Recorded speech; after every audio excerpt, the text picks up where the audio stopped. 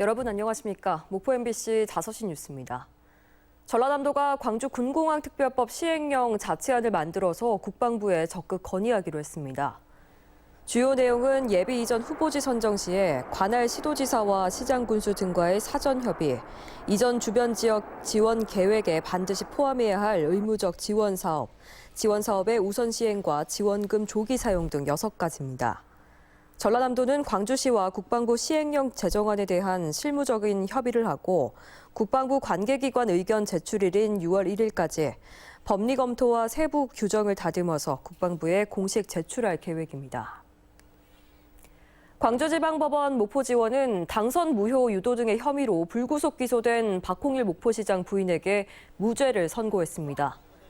재판부는 박 시장 부인과 홍모 씨가 공모한 증거로 통화 횟수를 들고 있으나 구체적인 통화 내용은 확인할 수 없어 공동 정범으로 책임을 물을 수 없다고 선고 배경을 설명했습니다. 박 시장 부인 등은 지난 2021년 11월 김종식 전 목포시장 부인에게 금품을 요구해서 전달받은 뒤 선관위에 고발하고 당선 무효를 유도한 혐의로 기소됐었습니다. 한편 박 시장 부인과 함께 기소된 홍모 씨에게는 징역 1년 6개월에 집행유예 3년이, 김종식 전 목포시장의 부인은 선거법 위반 혐의가 적용돼 벌금 90만 원이 선고됐습니다. 목포시가 시내버스 노선 개편 권역별 주민 설명회를 마치고 다음 달 중으로 최종 개편안을 확정합니다. 시내버스 주민 설명회는 지금까지 모두 7차례에 걸쳐 진행이 됐으며 전면 개편안과 부분 개편안에 대한 설명과 함께 주민 의견을 수렴했습니다. 목포시는 다음 달 중으로 노선 개편 방안을 확정하고 중공영제와 공영제 용역 결과를 종합해서 목포형 대중교통 시스템을 구축할 계획입니다.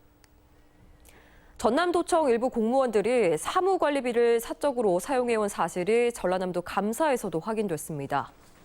전라남도는 사무용품 등을 구매하도록 배정된 사무관리비 예산으로 스마트워치를 구입하는 등 예산을 사적으로 사용한 직원 50명을 적발하고 이 가운데 횡령 금액이 200만 원 이상인 6명은 경찰에 고발, 14명은 징계를 요구했다고 밝혔습니다.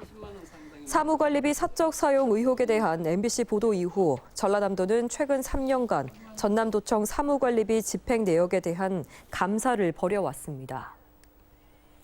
오늘 오전 10시 20분쯤 무안군 남항나들목 인근 편도 2차선 도로에서 5톤 트럭이 갓길에 주차돼 있던 15톤 화물차를 추돌했습니다.